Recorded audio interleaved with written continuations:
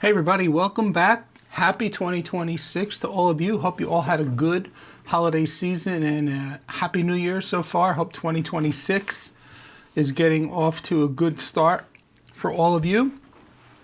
So here we are. It is Saturday afternoon here in the southeastern North Carolina part of the country, 12:15. We're back for our regular streams. We did not stream last Saturday, but I did do a quick, about an hour-long stream on Christmas Eve morning out from the rear deck. That went pretty well until the Wi-Fi got a little wonky on me when I started to move around to show you some thoughts about where I was going to mount ironically, the outdoor access point. So anyway, I did manage to sneak a stream in there over the holidays, but here we are back on our regular 12:15 schedule. So thank you all for being here. Let's take a look over in the chat. We'll see who's here, and then we'll kind of get started.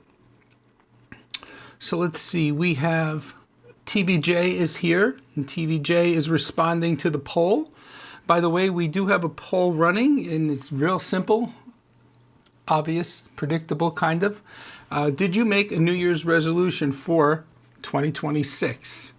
We have 25% of you so far out of 8 votes said yes, and 75% of you said no. So first, let me say hello to TVJ. TVJ said, I vowed to get my physical and digital space cleaned up in 2026. Awesome. Very cool. I definitely made a New Year's resolution to kind of get back on the wagon with the healthy eating. I did some damage over the holidays, starting back at Thanksgiving through December with my birthday in there and then the holidays. And so I did a little bit of damage. I'm up a few pounds, heavier than I'd like to be. Didn't put all the weight back on that I lost over the last 2 years. But I am definitely not where I want to be. So my New Year's resolution is to basically get back to doing what I normally do. And that's a little healthier eating and stick at it in the gym. I also wasn't going to the gym back in December as well because I had hurt my back early on. And then that was kind of an excuse to, well, I'm eating, I'm enjoying the holidays. I'm not going to go to the gym. I'm just going to, take the rest of the year off and deal with it. So my New Year's resolution is back to the gym every day and back to the healthy eating so I could knock off a little bit of the damage that I did over the holiday season. So anyway, if you'd like, those of you who did make a New Year's resolution like Jay did, if you'd like to share it in the chat, please go right ahead. Morning, Grish. Welcome. Happy New Year. So Jeremy had signaled me earlier saying he still can't comment, that the YouTube comment glitch is still a thing. But obviously he got his comment in here in the chat, and he says once the stream starts, he can get it in. So I don't know if that's an improvement or just a quirky thing with YouTube. I do hope they get it addressed, though. Happy New Year, Jeremy. Welcome. Bluey is here. Bluey, Happy New Year to you. And thank you for being here on our first stream, our first Saturday stream in 2026. Jeremy says, for the record, I don't set New Year's resolutions. I set quarterly goals. Okay, fair enough. And I know what your quarterly goal is. Well, I don't know if you have a quarterly personal goal and a quarterly channel goal, but I know your quarterly channel goal is to get those Linux command shorts out for the next 3 months. So, I'll be watching those. And yes, I'm back to my iced coffee in my dedicated stream cup. Let's see. Jason Lab is here. Jason Lab Videos. Welcome, Jason. Glad to have you. Happy New Year to you. Oh, my ear just popped for some reason. Woo. And TVJ is back, so welcome, TVJ. Now I'm having an issue, and sorry. I have this ringing going on in my ear, and I don't know if that was from the pop or if that's an actual... Nope, it just faded out and my ear cleared up. So it was just in my ear. So, all right. So here we are. We have 9 people here and 5 likes. Thank you very much. A great way to start off the new year. We are quickly approaching, I think, 30,000 subscribers. Probably, I think at the rate that the channel's been going in the last couple of weeks, we should hit that in the next week or so, week and a half. So yeah, it took forever to get to 25,000, and then once we hit 25,000, it's kind of been going crazy. So looking forward to hitting 30,000 early on in 2026. So thank you all of you for that. How does the audio sound? I'm back to using the wireless Hollyland Lark 2 microphone. I'm keeping an eye on the receiver. I know it's fully charged, so we'll see how that works. I do have the RE320 right off to the side here in case we need to call upon its services. Studio is back to its normal colors with the blue and the bluish purple background. Christmas decor is gone. Christmas colors are gone. So here we are back to normal. So let me know if everything looks and sounds okay. All right.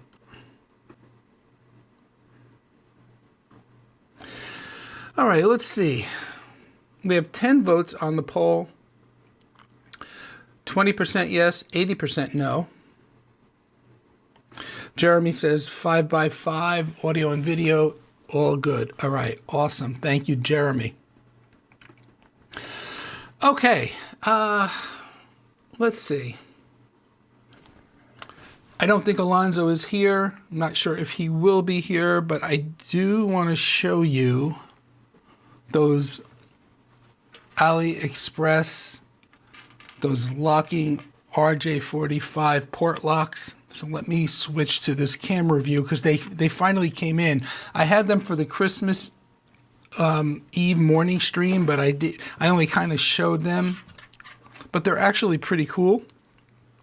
So let me just show you these guys real quick. Won't spend a lot of time. So let me go to product view, which is this. I have a couple of them here, and I have an older Unify switch light here. So these guys just insert, just make sure I have my orientation correctly and that you could see it. You just kind of push it in like that. They go in fairly easily. And there is no way of physically removing them without the tool, the special tool that comes with the device, with the locks, and that's this guy right here. So you kind of just insert and pull out. Now, it's actually harder to get the thing off the locking tool than it is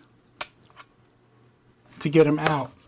But works really, really well. You can see a couple of them still in there.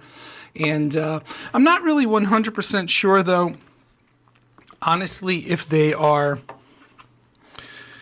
as dust-free as the other ones I had because of the opening to get the tool in, where the others, the original ones I used to use, once you put them in, the port was completely sealed from dust as well. But those other ones were a real pain in the you-know-what to get out. You definitely needed like a needle nose pliers or something.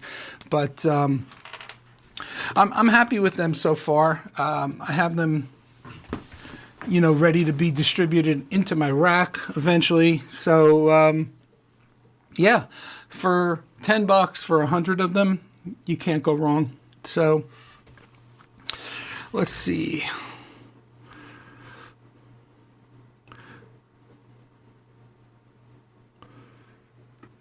TBJ says, my wiring problem got worse. The hole I drilled is too small and the connector is stuck in the wall. TBJ, now that I wasn't going to bring it up, our conversation, but now that you've mentioned it in the stream, you're going to have inquiring minds that are probably going to want to know. So if you want, I can share those pictures and kind of explain what's going on, or if you prefer I don't, that's fine too. I would kind of say gently tug, maybe get, if you have some kind of rubber piece that you could insert with a rubber mallet and maybe gently tap it out from the inside. I don't know. Jason, that's a pretty neat little lockout tool. Yeah, let me see if I can find them on AliExpress. I'll put the link. I've put the link in the chat in recent streams, but let me see if I can find them quickly. Let me switch over to here. There are RJ45. I think they call them port locks. Yeah, it's these guys right here. So actually, they're on sale now for $7.38 for 100 pieces. So they're even cheaper than what I had gotten them for. But I will put, the link is long, so I'm going to do a URL shortener and put it in the chat. Let me know if that works, if the shortened link works. If not, I'll put the whole link in. So these are the RJ45 port locks. Let me know if that link works, Jason. If not, I'll copy and put the whole thing in, but it's super long.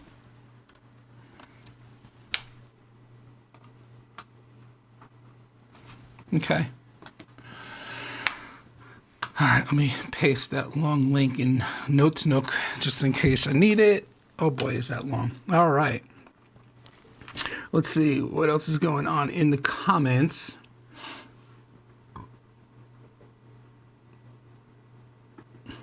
Jeremy, that's an excellent point. I was just thinking about that this morning. If you lose this thing, you're pretty much shit out of luck, right? I don't know. That's a good question. Whether or not it could be bought separately or not. I mean, we are talking AliExpress, so I guess the mentality is you got to treat it like a YubiKey, right? If you lose your YubiKey, you're also out of luck. So unless you have a backup YubiKey. But I have to say, great minds think alike, because that's exactly what I was thinking about this morning when I was playing around with them. TVJ says you can share. Grish is saying, LOL, TVJ, I had the same problem. Also ripped my camera wire taking it out. And Jeremy says the link works. Okay, good. Thank you for letting me know. All right, give me a second to get the camera, the photos downloaded and then up to my computer. 1 second. All right, so we got 1, save, and 2, save. All right, now to get them up to the computer, this one, and this one, AirDrop to my MacBook Pro, to my Mac Studio, I should say, not MacBook Pro.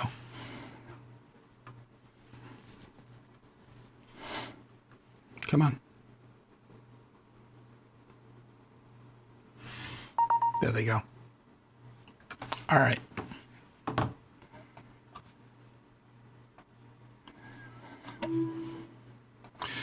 Wi-Fi back off. There. All right, so TVJ called me about 10 minutes before the stream, asking if I had any suggestions. So last week he mounted an outdoor camera on his porch, and we went over the whole thing. We chatted about that, and that one came out really, really well. It went well. Then it got a little late, so he decided to do the second one at a later time. So I'm going to show you the picture. So it's on the desktop. There. So ignore the audio thing in the background. So he was hoping to get the camera up in the area here, and you'll see but he drilled through too low. You can see he came in below the attic ceiling on the inside of the garage. Now, where he's got his switch and his attic access, based on what he showed me during our video call, is quite a far way across from where this is coming in.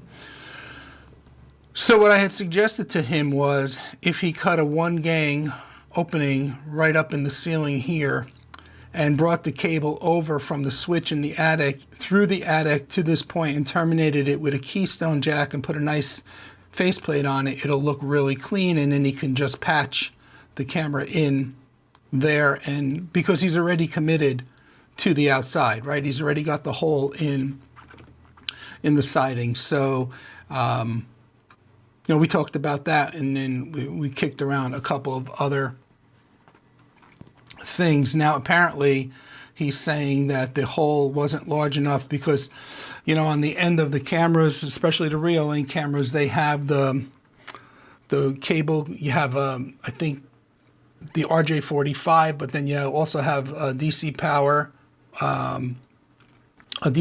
port barrel, and then the RJ45 is also kind of prepared like in an outdoor weatherproof type of protection. So I guess it got stuck in the wall.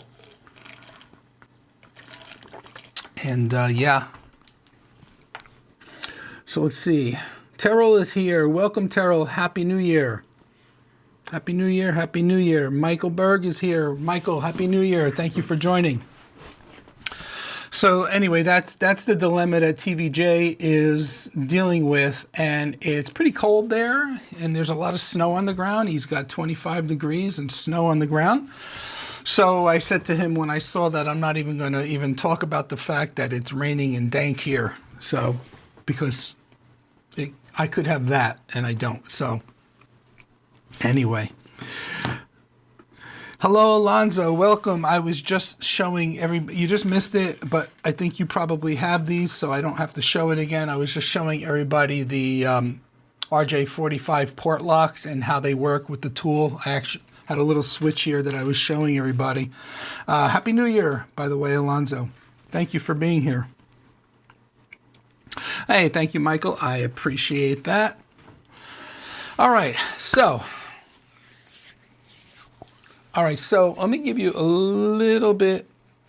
And TVJ just said he got the connector free, hopefully without damaging the cable at all. Cool.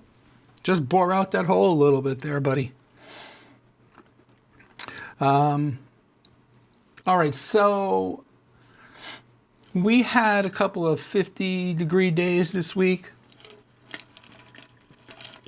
Warm enough for me to be outside and doing some work. So I did finish up the project on the outside. I got the GWN 7670LR mounted on the pergola, and the cable run and the ground wire run. So I was hesitant on doing it because we do have to, in probably February or March, we do have to like stain and clear coat and then put a clear coat on the pergolas. So, but I didn't want to wait until March to get it all done. So I figured, what the heck, let's just do it. If I have to remove it when we do the coating, I will.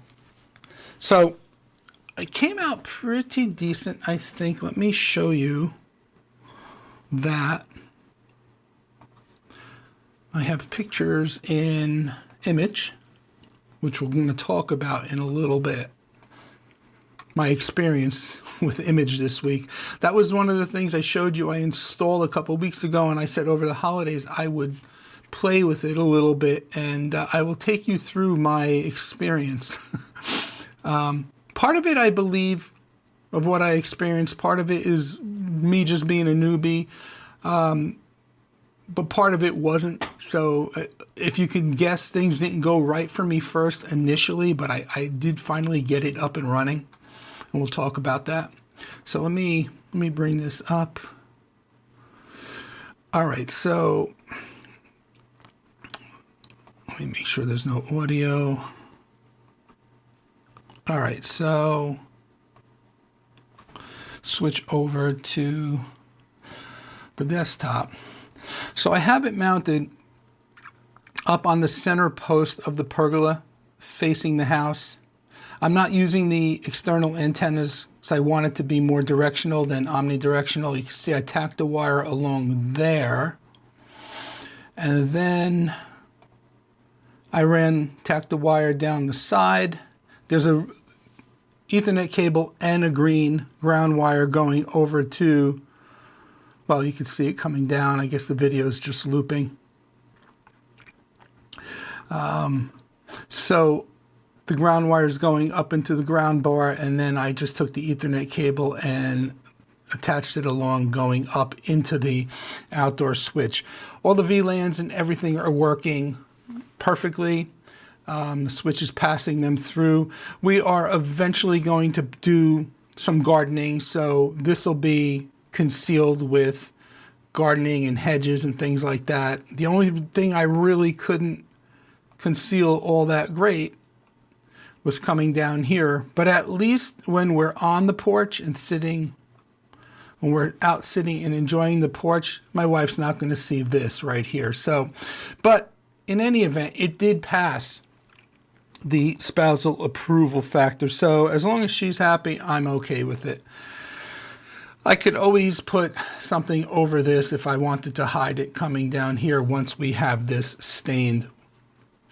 Or I might even just paint the wires. I don't know. We'll see. Suggestions on that, let me know.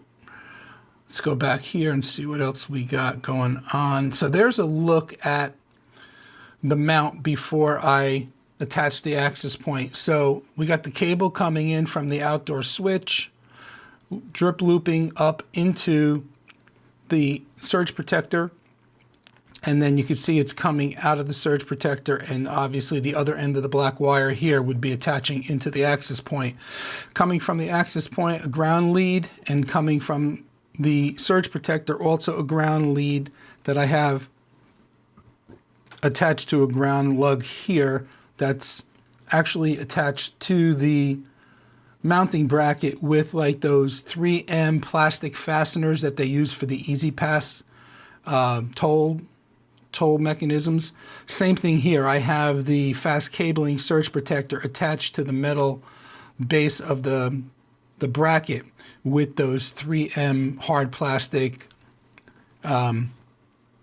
fasteners. So that's that. And then there's a side look at kind of everything, the configuration, so you can see before the access point goes up, and then the main ground wire is going down along and then to the ground lug. And then finally there's the finished look at it. And again, it passed the spousal approval factor, so that's about all I care about. Now we went back into here. This is the indoor surge protector. So the PoE++ is coming from my 7822P switch that's in the rack, feeding into here. You see I just have it strapped to the rail. And then this is the Cat6A cable, the black cable that's going outside to the fast cabling pass-through switch. And then here is the way I grounded the surge protector with that true cable grounding plug. So that project is done. It is working. I'm happy it's done. So I want to test out maybe the next warm weekend we get. Maybe I'll do a stream from outside again, like I did on Christmas Eve morning, to see if I can get, better results. Because when I tried to move, as long as I was stationary and the phone didn't move off the table where I had it positioned for that stream, I was fine. But as soon as I picked it up and started to walk around to show you where I wanted to bring the cable down and all, that's when things went south and I lost the stream. So yeah, so that's what's going on with the outdoor project. Let's see.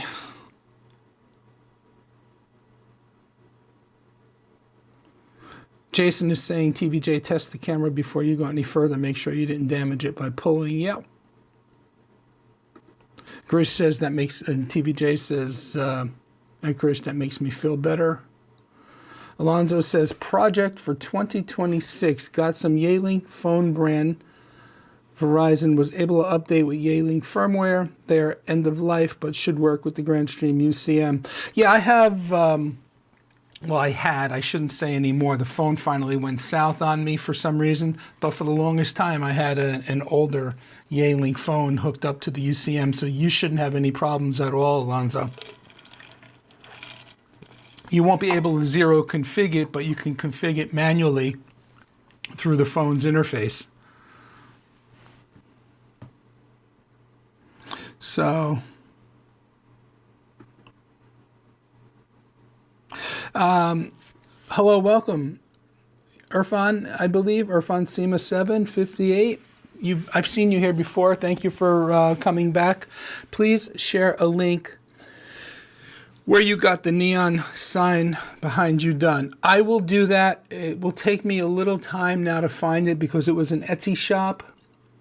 So here's what I'll do.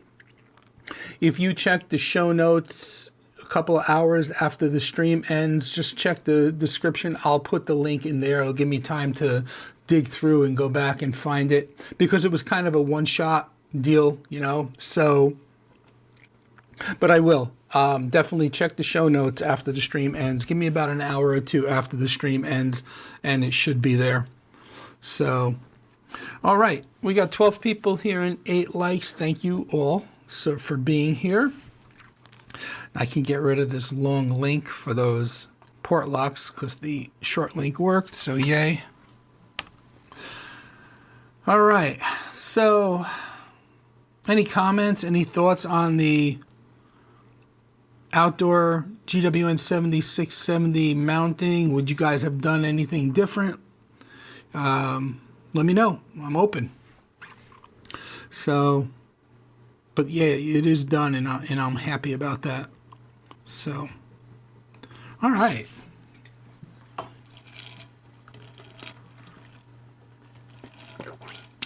Got a couple things going on this week coming up, but nothing earth-shattering. Let's see. We did the update on the outdoor access point. So I did move. Let me bring up this.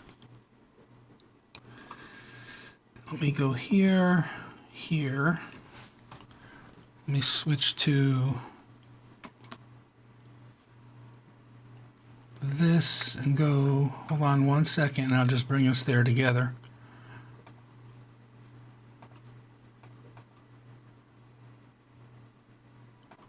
All right, so come on.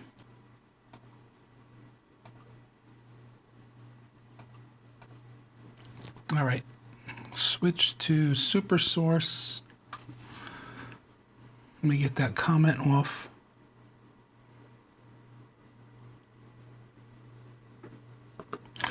All right, so this year, or this week I should say, I managed to get Home Assistant, which was running on my Synology DS1621 Plus. I had it running in Virtual Machine Manager on the Synology box. I was able to migrate it out as an OVA file from Synology and import it into Proxmox, and it is working. If we take a look at Home Assistant, it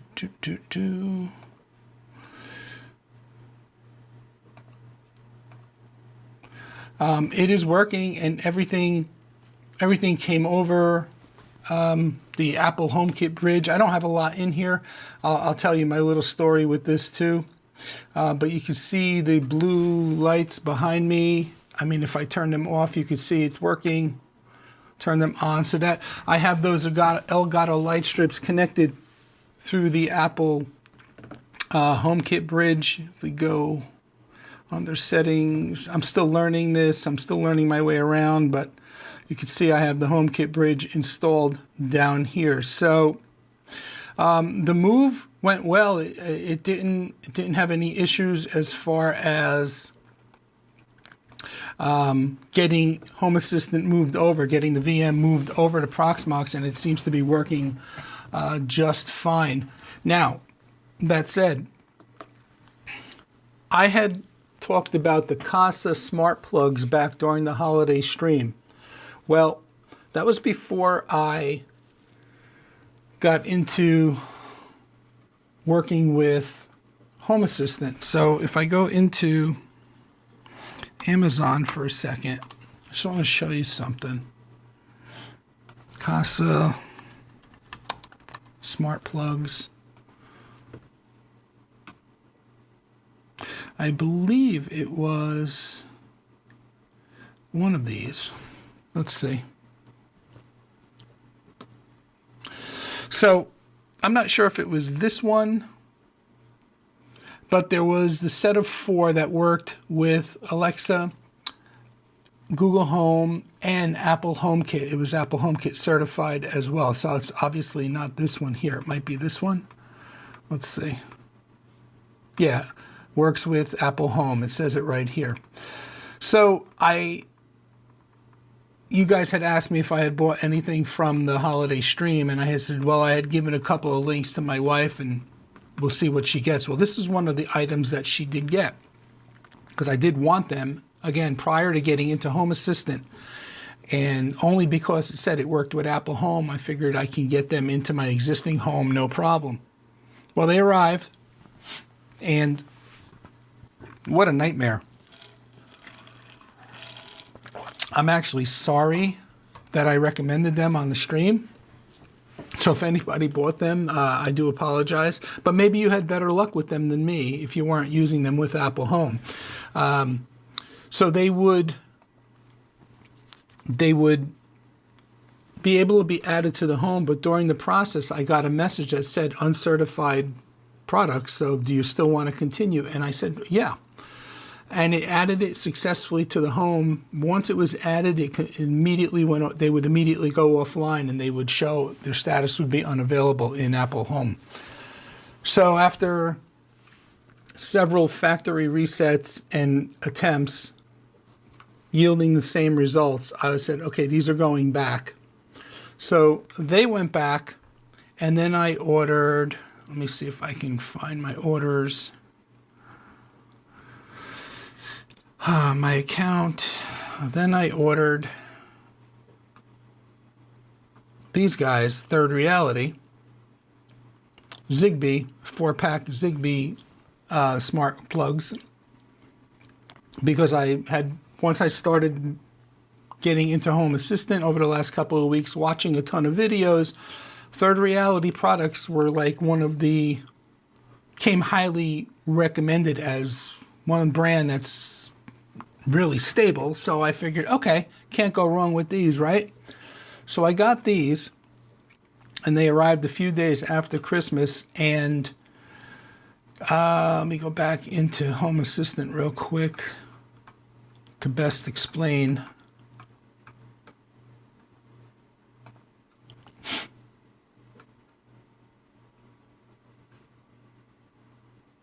Any day now. Let's go.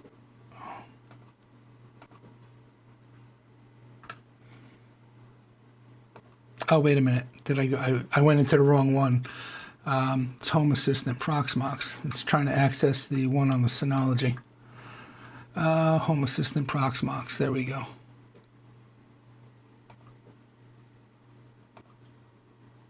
All right, so I got the Zigbee controller set up, and when I attempted to install the Third Reality Zigbee smart plugs, they showed up here, and I just did the permit join, and I was like, oh wow, this is easy. I love it. And I was able to control them on, off, all that stuff. So then I wanted to do a couple of things beyond just on, off control, so I tried to create a simple automation, like at sunset, turn on, plug, assuming that I'd have a lamp plugged into it. Simple automation. But when I went through the automation process, even though the plugs were online and showing here in the Zigbee to MQTT screen, when I went to select them, I set up the trigger in the automation, and then when I went to select them as either a device or an entity, they weren't showing up. So it's like it seems like the information about the plug wasn't being passed from the Zigbee to MQTT area over to Home Assistant, if that makes sense. And again, I'm learning, so I might not be explaining myself very well. And I did some research, and I tried looking things up, and then people were getting into creating their own coding, and I was like, that's above my pay grade, so I'm not going to do that.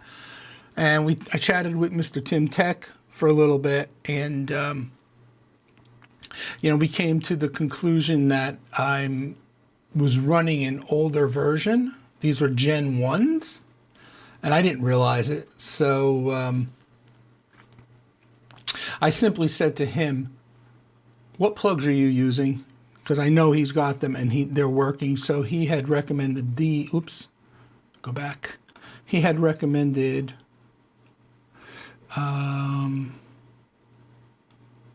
where is it? He had recommended these.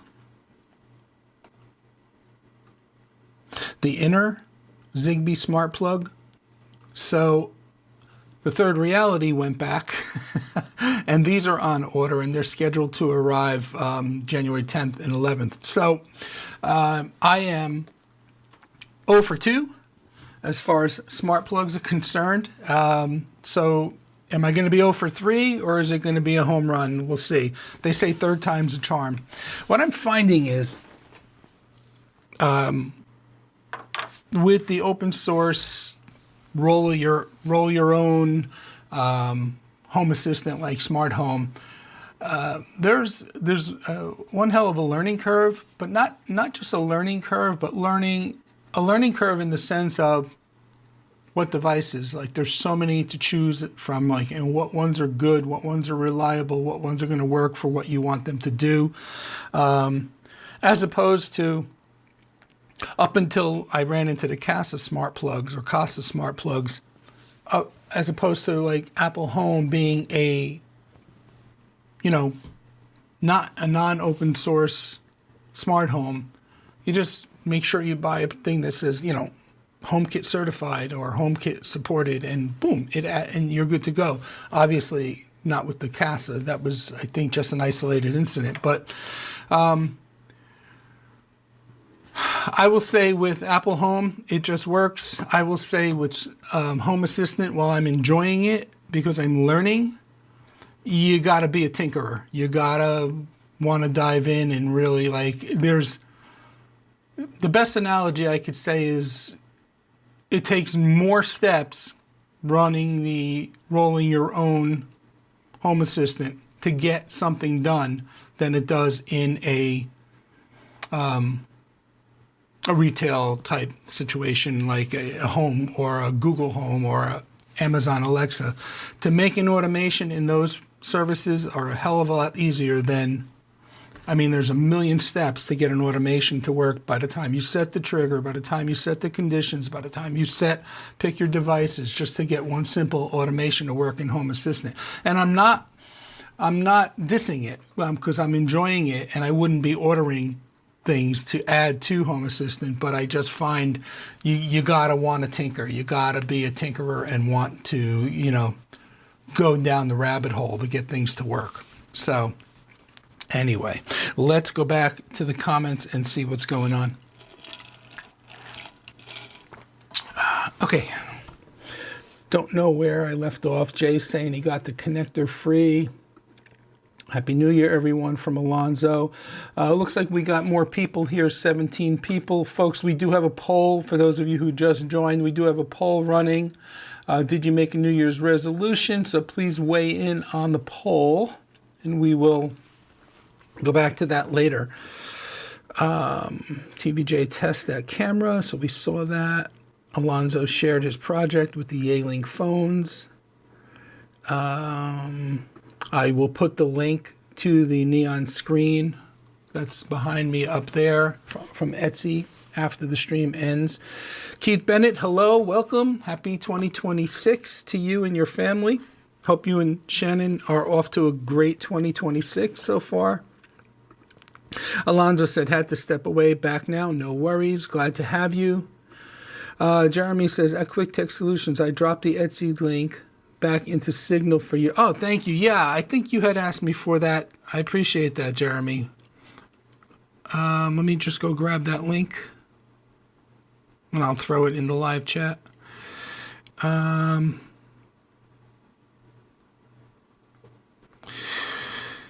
Quick reference, copy, Notes Nook.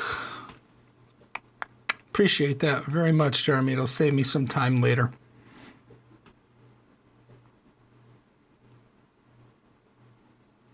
Paste. All right, let me go get it. Copy. Okay, neon sign.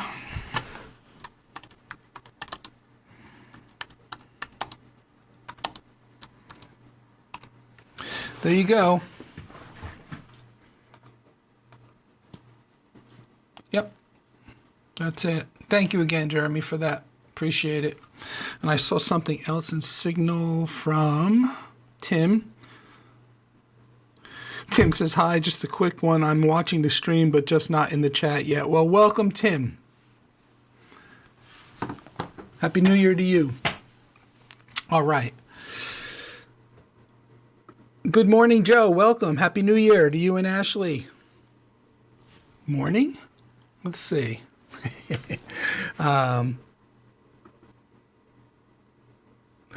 So Alonzo says, I am using the Casa smart switches, and you didn't have any issues, I'm assuming then, Alonzo. Good. Good. Maybe it was just me. Are you using them with, what smart home are you using them with? There's a new push happening, including branding for Works with Home Assistant. Yep. I've seen that. Alonzo says, I do not use any home automation. Grish says, I got the Casa Wi-Fi light switches, and so far it's been fine, but I am directly connecting them to them from Home Assistant via an IP, no bridges or anything. Okay. Tim is here. Hi, everyone. Happy New Year. Sorry I'm late, Tony. No worries. I've been watching, but just not in chat. Not a problem. Happy to have you here. Terrell says, I need to get into home automation. And again, that's something that I keep basic here because, again, the spousal approval factor, the wife loves to have the tactical touch. She's not into all that turning on the lights with a voice assistant or through an app. So like I do have the Lutron hub and the Lutron smart, I think it's the Lutron Diva smart wall switches, the Decora style. And the only reason is because she could manually walk up to them and they look like a regular Decora light switch. So to her, there's no difference, but in the background, it's a smart switch. So I can go that far. I can't get crazy with automations and stuff like that. It drives her crazy. So, I mean, there's a balance. There has to be a balance. It was when we had the blinds installed in our lanai, we had the option of getting the motorized Bluetooth controlled blinds. And that was, a little bit of a, we don't need them. Oh, come on, what's the difference? It's only a few bucks more. All right. You know what I mean? So, yeah, and that's about the extent of it. So I try to keep things simple, but I would like to have some simple automations running where, like for Christmas, I had my entire house in and out, all the outdoor decor and every single thing inside that was Christmas related was turned on all at the same time, turned off all at the same time. I mean, that's about the extent of it. It's more for convenience than it is for anything else. Keeping that happy balance between the wifey. So, TVJ says, I have Casa Wi-Fi plugs. Is there an HA plug-in for them? Good question. I'm in there now. Let me go see if, Tim, if you know the answer off the top of your head, by all means answer. But let me get this. Let me go to the add-ons and actually what it would be under integrations. Let's see. Integrations, add an integration. Let's see.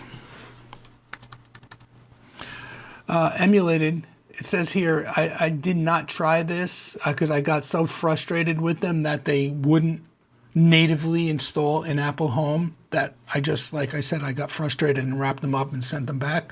But here you go, Jay. I don't know anything about this, but there seems to be an emulated Casa integration in Home Assistant. So, let's see.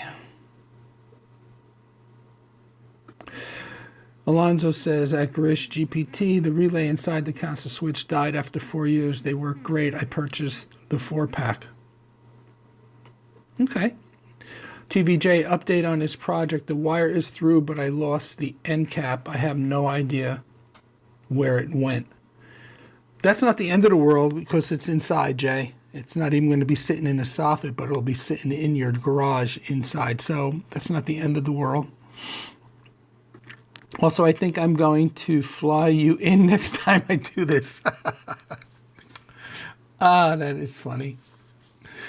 So I had a thought, TVJ, too, after we hung up the phone right before the stream. Like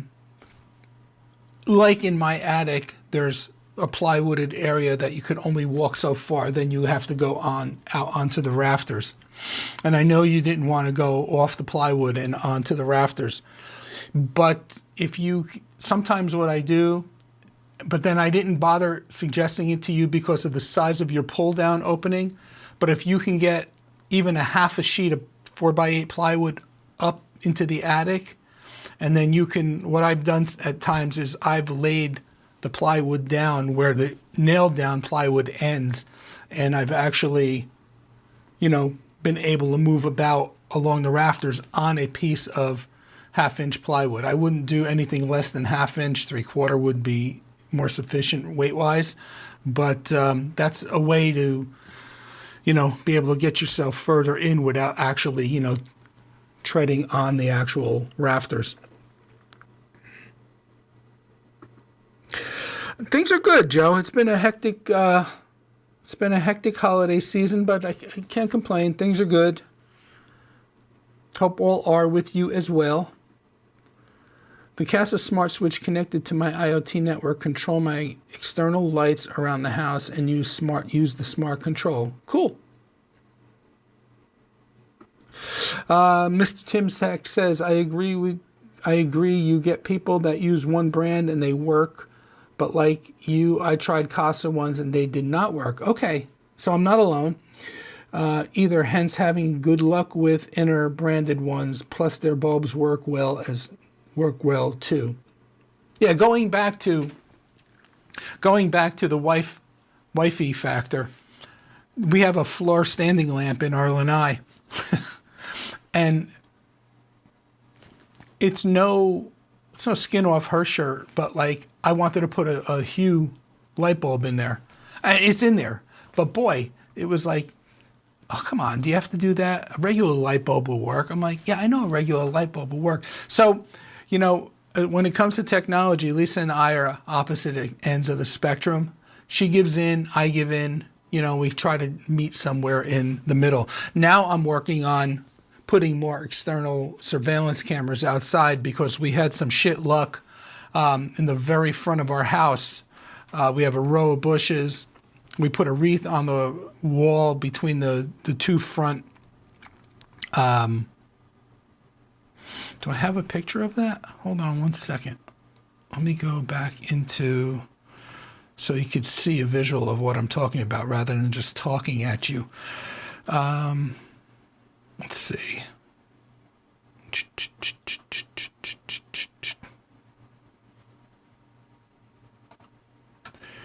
Where am I?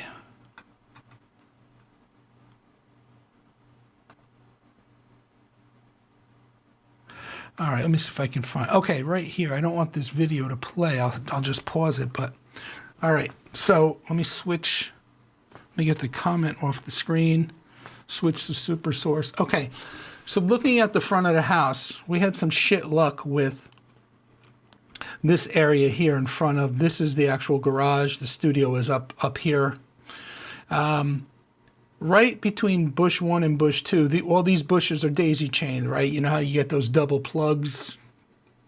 Like you plug one side in and then the back side you can plug another line in. So I daisy chained the reindeer into the first bush into the second, and so forth. And we had this line right here in between the first bush and the second bush cut 4 times. So I would come home at night and these from bush 2, 3, 4, and there's another one off screen, were out. And I was like, what the heck? And I would go up and the cut was so clean. At first I thought, well, maybe an animal gnawed at it. But then after the second time I repaired it, but then after the second time it happened, I was like, that's not an animal because it's the same exact spot. And the third time and finally the fourth time, it cost us close to $100 in replacing the bush covers. So I have a Synology camera in the window here that's live. And I have a Reolink camera. It's not plugged in. It was just there as a dummy camera to try to be a deterrent if it was a kids or something like that. But the problem is I was able to see during the day because I just set it on the ledge inside the garage. At night, once the night vision infrareds came on, I couldn't see anything, which kind of defeated the purpose. So next year, I want to get a camera up in this corner here on the soffit, pointing down to this area here. So again, but it's a little bit of a struggle, but I think after having what I think was vandalism happen multiple times over, I think Lisa kind of agreed with it, so it shouldn't be so hard. So once the weather gets a little warmer, I'll be running that as well. And that's an easy run because the soffit is kind of like right in the corner to my right, and I can walk along inside the eave. I have to be on the rafters, but I can get the cable fairly easily and pull it right into the rack. All right.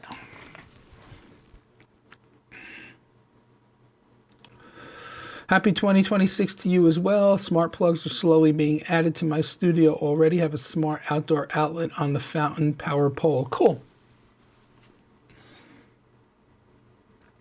Has anyone used Joplin for notes? I have not. I've been using Notesnook ever since Jeremy had recommended it way back, and it's been solid.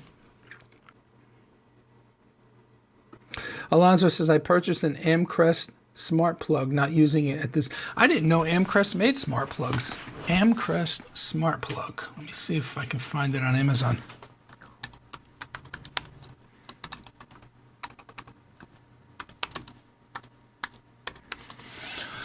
Let's see.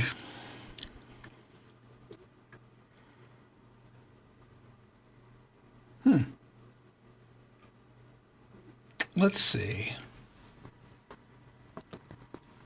Get that off.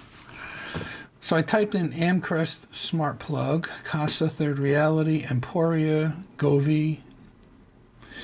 Casa doesn't come up. Usually if it would come up right away before it would bring up, oh wait, Amazon. No, I don't see it. Let me go to the Amcrest website.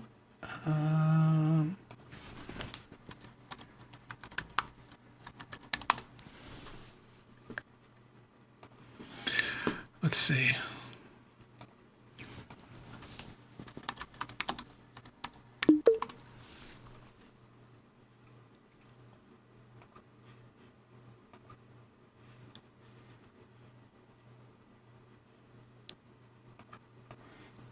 What the hell? Get away.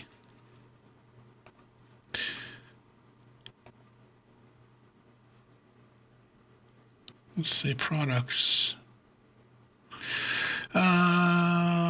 Accessories, security systems, IP cameras, PoE cameras.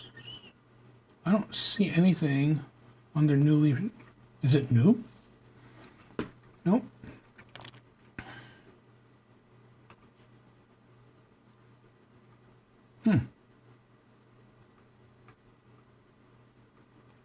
It's an Amcrest smart plug?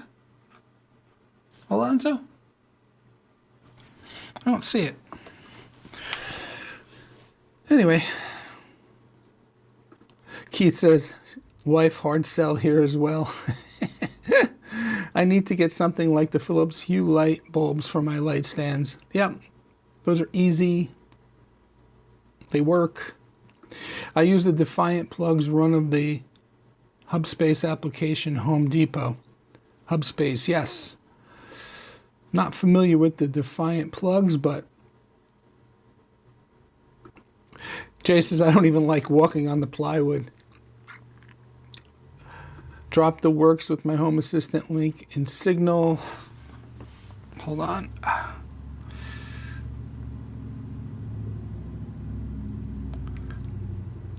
Wait, Jay's just sending me. Okay. What is Jeremy sending me? Okay. Copy.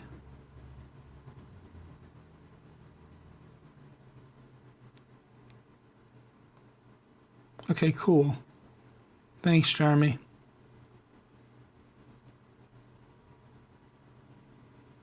There we go. Copy link. Notes, no. Yeah, I'll put it in the chat. I'm not sure if it was intended for the chat, but I'll share it with the chat. What the heck?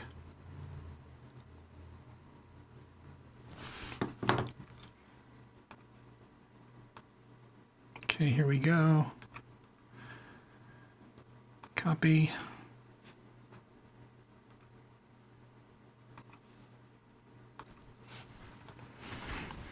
HA link, poof, done. Thanks again, Jeremy. Get this off the screen. I have a new idea on how to run the cable. Is that what you sent me in Signal? That looks like that could work.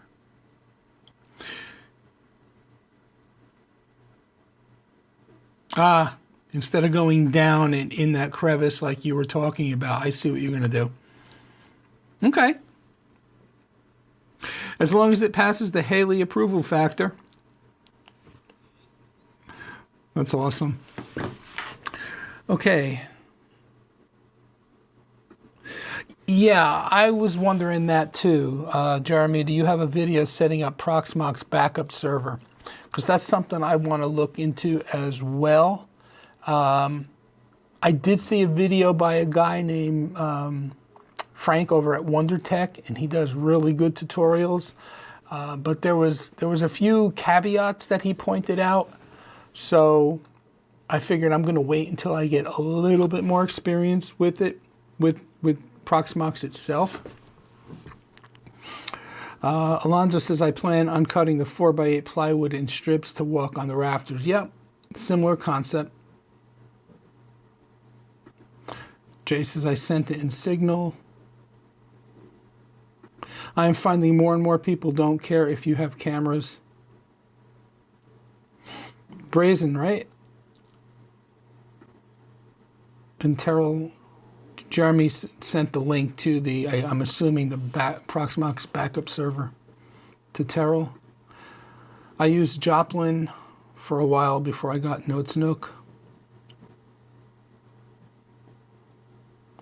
There's the link to the Home Assistant, works with Home Assistant.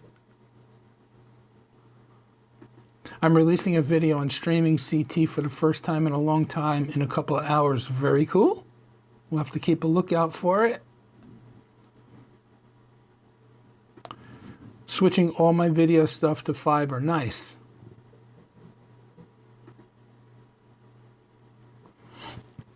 And Jeremy's saying, I have an old video. I will try to get an updated one posted soon. Cool. All right, so that's that. One of the things I had some fun with this week, again, I'm always practicing and learning, so I added Pearl Linux OS 13 and Rhino Linux 2025.4 VMs to Proxmox. But what I really like about Pearl is it's so Mac-like, it's scary. They even, see if I can get this set up. It even has a screen, a desktop pattern that is I would swear it was the Mac OS pattern, but check this out. So you got to log in. You got to pick your desktop. So I went with PDE. If this doesn't look like Mac OS,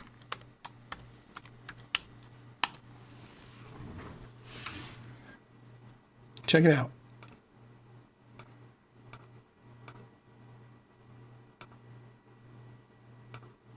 There we go. I mean, if that doesn't look like Mac OS does, nothing does. I mean, even the Finder icon is very similar. Obviously, all across the bottom. But I was having some fun playing around with this. The system preferences icon. I mean, the launch pad. They call it Light Pad. But yeah, it's pretty awesome. This keeps coming up, and I don't know why. Authentication required. Application wants to access the keyring, default keyring, but it's locked. And I put in the only password that I know, and it says it can't. It's the wrong password, so I just cancel out. But I mean, it's pretty quick as far as internet, surfing. I mean, I'm having a good time with it. I mean, this is a VM.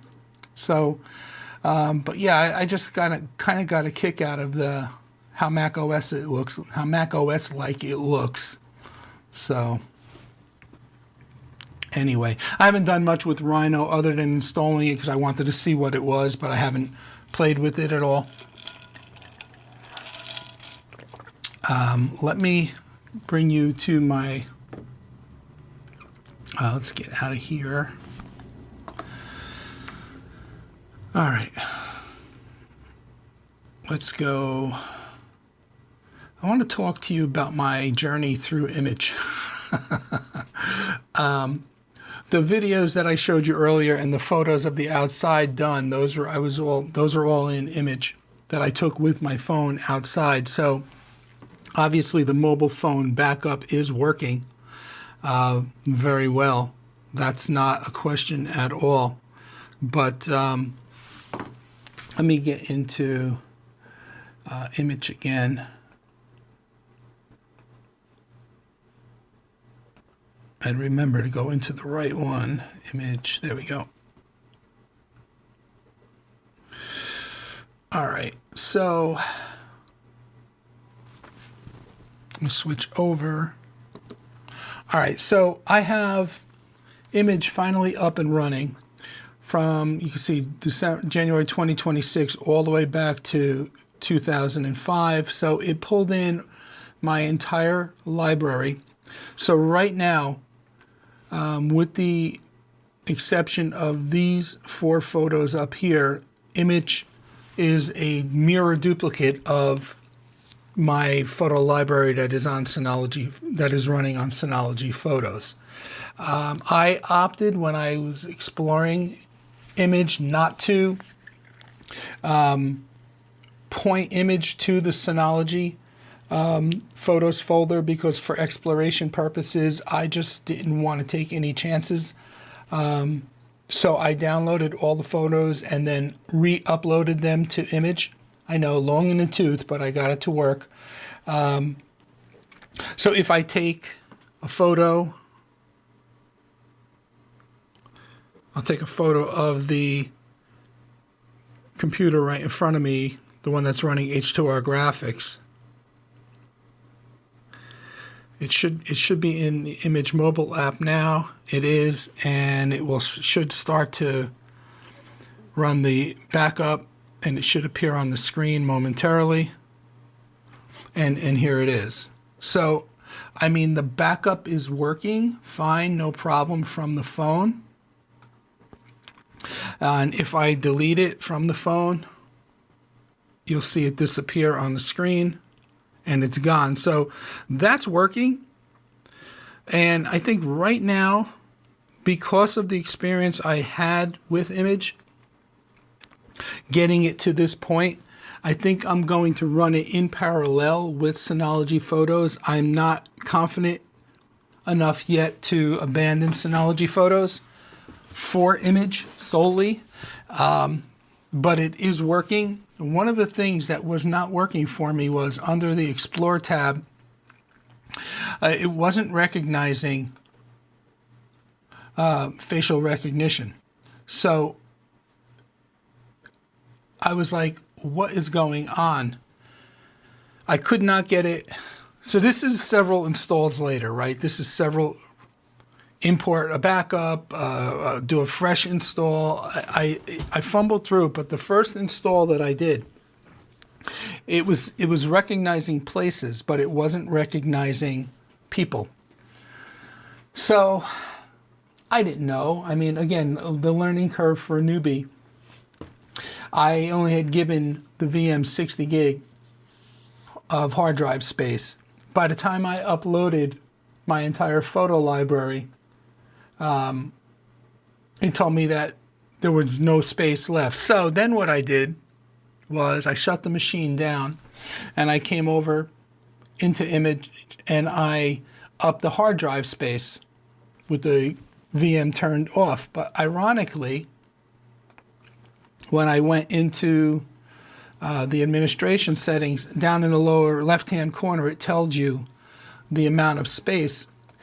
Even though it was showing in Proxmox the increased storage space, it was not showing in image. So like, I was like, So I couldn't understand why it wasn't showing people. I had reached out to TVJ and, you know, we had chatted a little bit, and in the YAML file, I did not at first include OpenVINO like he did when he showed in his stream. Because if you don't include anything there, it just uses the integrated graphics on the processor. Because I don't have a graphics card in that machine that's running Proxmox yet. But I even tried after we spoke, I tried editing the YAML file and adding the OpenVINO. It didn't make a difference. So at that point, I blew away the VM And then, but I had a backup of it, right? So I brought the backup, brought it back via a Proxmox backup, and started over again, thinking that maybe when I changed the hard drive space in the hardware options that I screwed something up. So the next phase was I only tried uploading a couple of, instead of all 4,500 photos, I only uploaded like 240 photos. And lo and behold, it showed people. So I was like, okay, cool, let me upload the rest. And when I did that, something happened. It uploaded all the photos. By the way, I love at the end of the upload, it tells you how many, if you have any duplicates, it points it out to you. That's really cool. When all the remaining photos got processed, people went away. Like when I went to the Explore tab, people went away. So I was like, what the heck? So maybe it had something to do with the amount of photos, but that shouldn't be. I even reached out to TVJ. I said, how many photos do you have uploaded into Image? Have you tested it with a large amount or just a small amount? And he said, oh, I got about 200. So I had told him my experience and all. So at that point, all of a sudden, all of the images disappeared. It's almost like something crapped out. You know, now don't forget, I'm storing the VMs on an NFS share on the Ugreen NAS. So the images were gone. I'm like, what the heck? They weren't showing up in the user interface anymore. So when I went into the Ugreen NAS, and I went, not the Ugreen NAS, well, yeah, when I went to sign on to the Ugreen NAS, it spazzed out, and I had to literally unplug it and do a hard reset. So something happened during the processing process. So I decided, I went back into Proxmox, and I went into, let's go here, hold on. Let's go into console for a second. Oh no, wrong console, sorry. Image. Watch me screw it up now.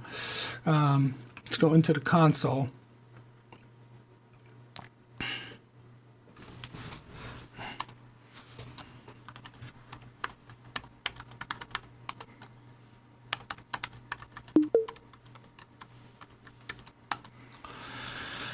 And then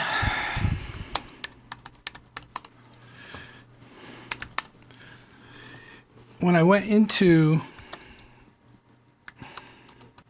the library, even though the images weren't showing in the UI, they were all still here in the library, in the profile, in the upload. So, like for example, oops.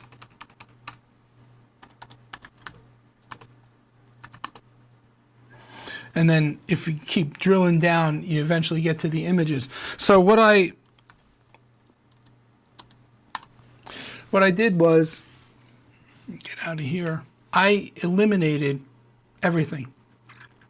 I completely, because they were here, but they weren't in the UI. So I said something screwed up. So I removed all of the folders.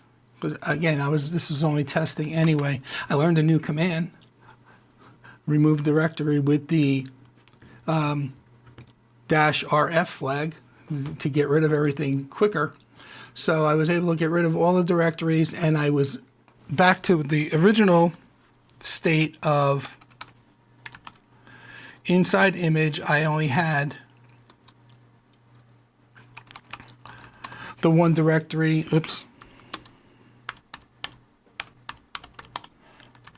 I only had, when I first started, you only end up having the image directory and the library directory before, you know, anything gets populated and installed and set up. So I blanked everything down in the command line back to where it was and started over again. And once I did that and uploaded the photos again, all 4,500 plus, everything seems to be working, including, like I showed you, the photo app works. So I don't know. Was part of it caused by my newness to this? Probably. But I didn't cause like the Ugreen NAS to spaz out and need a hard reset, you know. So, but it's been a good learning process because it's forcing me deeper into the command line. So I'm learning things as I'm going. I learned about grep, you know, and how to use the grep command to isolate what you're searching for. And I learned in Debian that pulling up the IP address is not ifconfig like it is in Ubuntu and on the Mac, you know. But so in that respect, it's been a good experience for me. But to say I'm ready to abandon Synology Photos for this, I'm not there yet. In fact, the next step is, now that it's working, I got to figure out how to back it up. You know, is backing up the VM in Proxmox sufficient, or do I need to actually back up all the folders in the container? And, you know, what's the best way of doing that? So that's where I'm at with it. But I did explore it like I said I would over the holidays. And I don't mind running the two of them in parallel, because when I take a photo on my phone, it automatically, as you saw, uploads to image. It automatically uploads to Synology Photos, so it keeps it as a mirror. So I'm okay with that too. And my photos in Synology Photos are being backed up to an external USB drive via USB copy. So, but if I decide I wanted to abandon Synology Photos and go completely to image, I need to be able to know that I can back up my photos. So it's a little bit more, again, like I said with Home Assistant, it's not all bells and whistles like with a non-open source program, you know, just set it and forget it. This is like going to take some tinkering and some upkeep, but again, it's been a fun learning experience. All right. Let's see.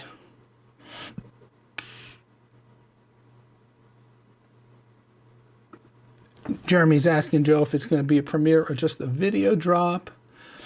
If I had the house built, I would trust the construction more.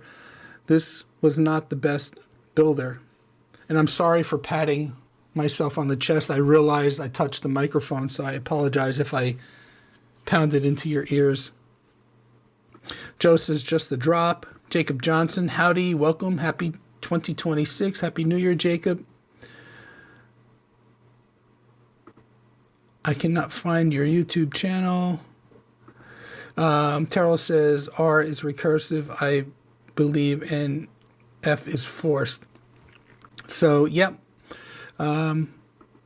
Anyway, so that's that. So that's been my experience there. Streaming CT. Hold on, I'll put the channel name in the. I'll drop the channel in the link. Hold on, in the chat. Let's get out of here.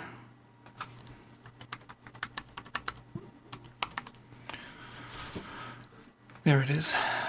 And copy.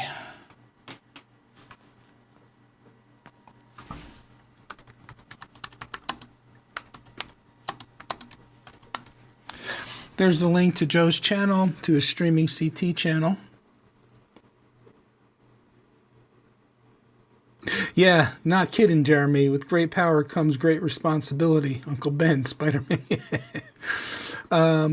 Chris says, I use the Synology mobile app on iOS because background uploads are more stable than image. In my image, I then import the Synology Home Photos folder as an external library. Yeah. I was, like I said, I was looking at all that, and yeah. Did you set up? I guess the question is before you could set up the external library. Don't you have to set? Is it an SMB share or an NFS share? Don't you have to set that up first before you can actually set up the external library and image? Again, there's the link to Joe's channel. Grish, iOS 26 introduced background uploads API to PhotoKit. Once image implements it, I will switch over. Ah.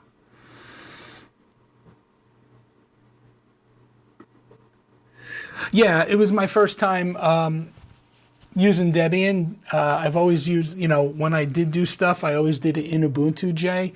So Debian is, some of the commands are a little different. Like the other thing I learned too is I had to install sudo on Debian. Like it doesn't come, well, at least Debian 13, Trixie, it didn't seem to come installed. So I had to get that installed. And so, yeah, it was a good learning experience. You're welcome, Alonzo. You're welcome, Terrell. My wife is old school. Place a link to the share on her desktop. So, anyway.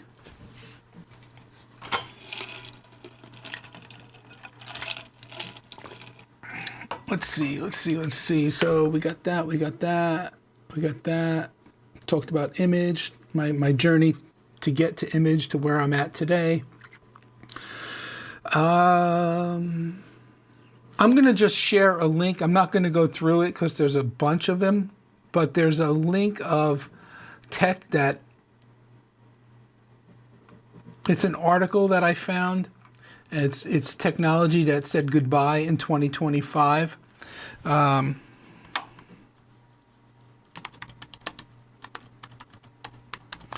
I said, there's a lot listed there. It goes by month, so I'll put, if anybody's interested in checking out the article, I'll just share that in the chat rather than going through it.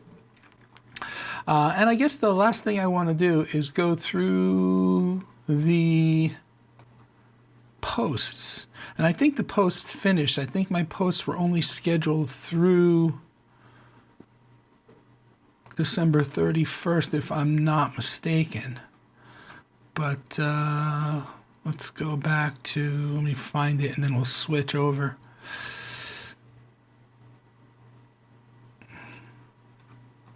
So I think it's 1, 2, 3, 4, 5, maybe? I will start with this one, and I'm not sure if we covered this one the last time, but let me see if I can zoom up on this a little bit.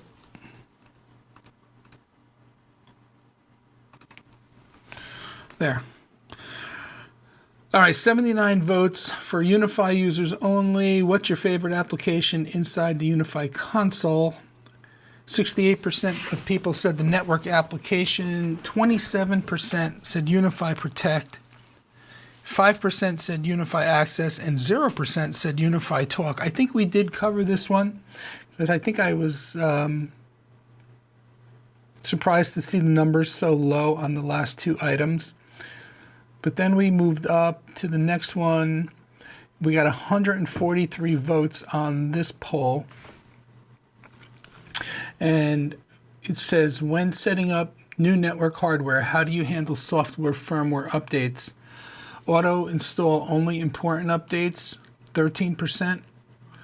Auto install all updates, 25%. Choose to install manually as needed, 60%. And choose manual install but never install. Choose manual install but never install any updates.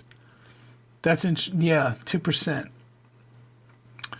So, and then let's see. A couple of comments on that. David says it depends on what the new network hardware happens to be and who the provider happens to be. Got a couple other comments.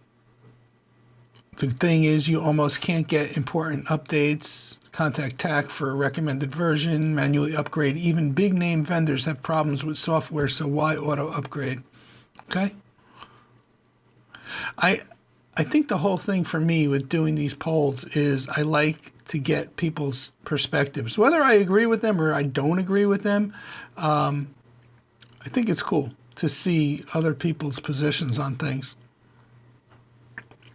All right, next one, 141 votes. How do you ensure full Wi-Fi coverage in your home or office? Multiple wired access points, 70%. Mesh nodes, 21%. And one Wi-Fi router combo unit, only 10%. Wow, I'm surprised the numbers are so tilted to multiple Wi-Fi access points. I thought it would be a little bit more balanced between that and the mesh nodes. Seeing as everybody is not running home labs and into tinkering as many of us are. So that's an interesting result. When choosing an access point brand, what matters most to you? And this one got 170 votes. Coverage and signal strength, 35%. Stability and uptime, 16%. Controller features and management options, 26%. And price to performance ratio. Let's look at some of the comments on that, on this one. Unify, it depends on the application. Security is always up there as is stability and uptime, but the rest depends on purely on the situation. Fair enough. Security, privacy, offline management. Jeremy says, ultimately, price to performance ratio while taking into consideration the other items listed. This makes for a good overall unit that will be supported, yep, well into the future.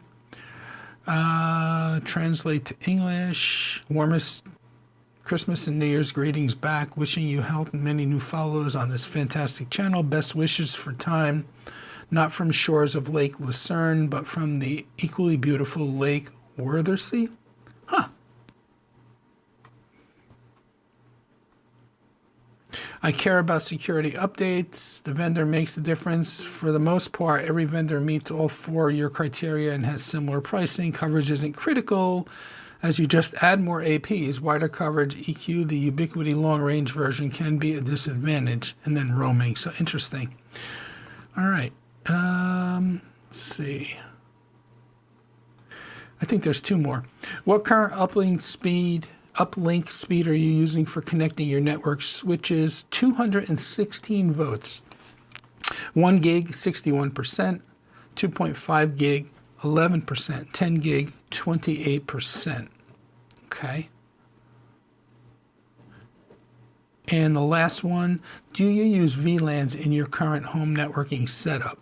277 votes. Yes, I have multiple VLANs, 55%. Yes, but only for guest network, 11%.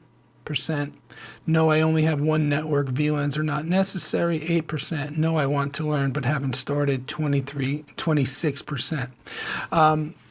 That video, by the way, is just still going crazy and is driving this channel. It has, let me see. I had no idea doing that video would cause such controversy. Not controversy, would cause like the amount of traffic that it's driving. Let me go back and see if I can find it. Okay.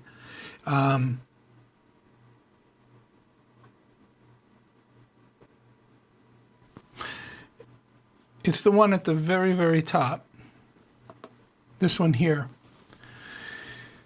Since November 13, it's got 240,645 views. Just from Christmas Day to New Year's Day, it did 32,000 views. And the video's over a month old. Now, I get I got certain statistics that I could pull up easier on my phone.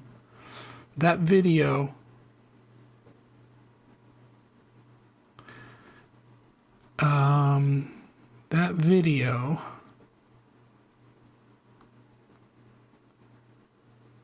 has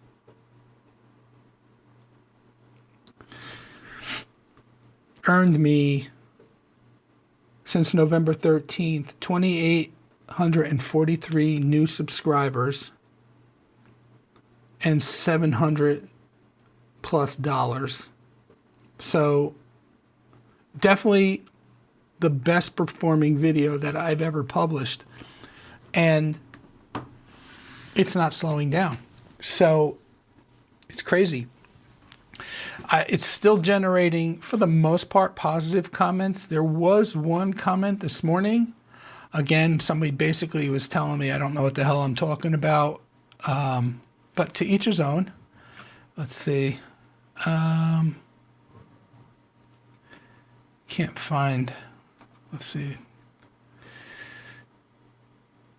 I think I actually deleted it after the last time. I mean, it was pretty crude. You know, guys, going back to kind of the rant, I'm not going to rant, but going back to the rant I did a couple of streams ago on that one comment, when somebody introduces themselves in the comments as having all these certifications and certificates for networking and yada, yada, yada, when I see somebody start off with that, I know this is going to be not a good comment. And that's exactly what it was. But, you know, hey, to each his own. It's a free country. People could say what they want to say. But I would say 90% of the comments have been positive, but you get a handful that are just, remember I said in the rant, they got to beat their chest at somebody else's expense. Like I said, when it starts off with having to list all their networking credentials, I know it's going to be like, you know, I'm going to get dissed. But hey, it's easy. It's good to hear everybody's perspective.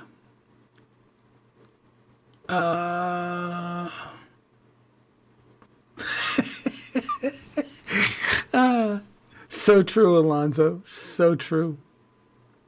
Love it. When installing Debian, don't make a root user and it will install sudo for you. Did not know that. Okay, learned something new.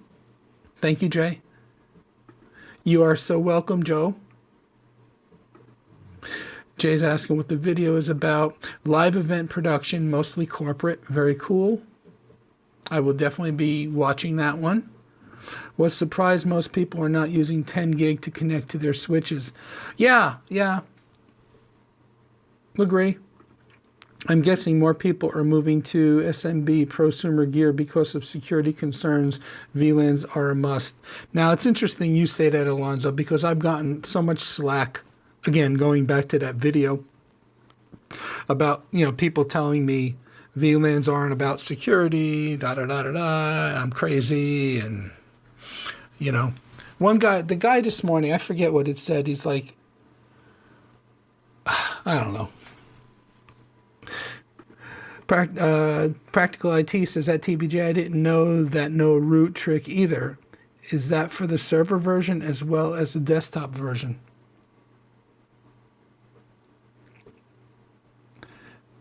Well, Jeremy, I didn't think there was a difference between the server version and the desktop version. When you're loading up the ISO, it just kind of, you just have to make sure well, at least for me, the first time I loaded it with the desktop, not realizing it. And then I went back out. I says, I want the server version. And I went out to the Debian website and I looked, and I was looking for a server version, and there was no separation between server and client, except for the fact that when you go through the installation, you just uncheck the GUIs, you know, as part of the installation process. So unless I'm missing something, and TVJ is saying both, so I don't know. And then Grish is saying yes for both server and desktop Debian.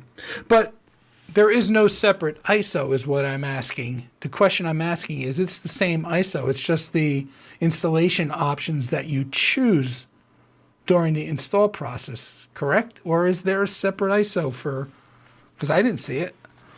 Let me know. I'm curious now. You have my interest peaked on that. So, and that's about all she wrote. Mr. Tim Tech. I agree too, Alonzo and Tony, and probably most here, that VLANs are getting more a must have now with so many different types of network devices. Agreed. Practical IT at QuickTech Solutions. Yes, for server, you just uncheck the desktop. Debian doesn't provide I didn't think so. Okay. All right. Thank you, Jeremy. And I don't want to feel like I have to apologize for my lack of knowledge, but it is just that. It's a lack of knowledge. I am learning as I am going. So appreciate you guys all bearing with me. Yep. During the install, you choose server or desktop. Yep. I think 10 gig and 4K are very similar. Techies love them, but most people don't care as long as it works. Oh, I commented the same thing earlier, David Grish says in the stream, but YouTube blocked my comment about the Debian sudo thing. Oh, interesting. I wonder why. I wonder what flagged it.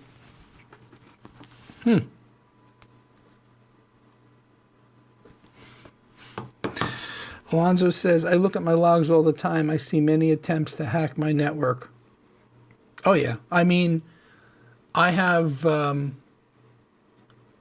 geofencing installed on the for certain countries on the Grandstream GCC 6020, and you have to see.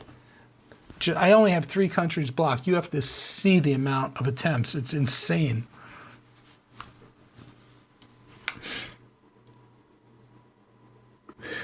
Can't learn if you don't ask questions. 100%. 100%. That's why I'm, being fully transparent. I am not pretending to know what I don't know. So, and I'm having fun learning what I am learning.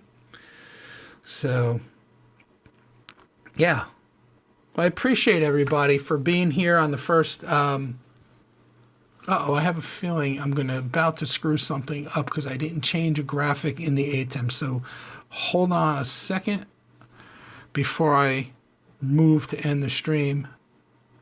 Oh, okay. So it looks like it will work. No, it won't. I think my closing screen, I changed the macro to go to the happy holidays. So I think it's going to go to the happy holidays. So I will use the macro to get there and then kind of drag the appropriate screen over. I got to change back the macro. But I do that with the XML file. So I got to download the XML file, upload the changed XML file. So you'll see a quick switch.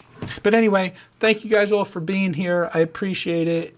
We have 20 viewers still here. Wow, 18 likes. Thank you so much.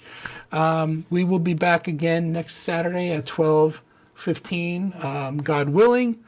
And let's just quickly take a look and close out the poll. Did you make a New Year's resolution for 2026? 18% of you said yes. 82% of you said no. So I'm going to end that poll now. And for those of you, the 18% of you that said yes, I wish you good luck in maintaining your resolution. I know, like I said, I've done a little damage over the holiday season as far as weight. And my New Year's resolution is to get back to my normal healthy eating and exercising. So on that note, I'm going to say goodbye. Alonzo says, I use VLANs and DPI. Take care. See you all next week. Take care, Tim. Have a good week. Alonzo, you as well. Everybody have a great week. And I will see you guys all next Saturday.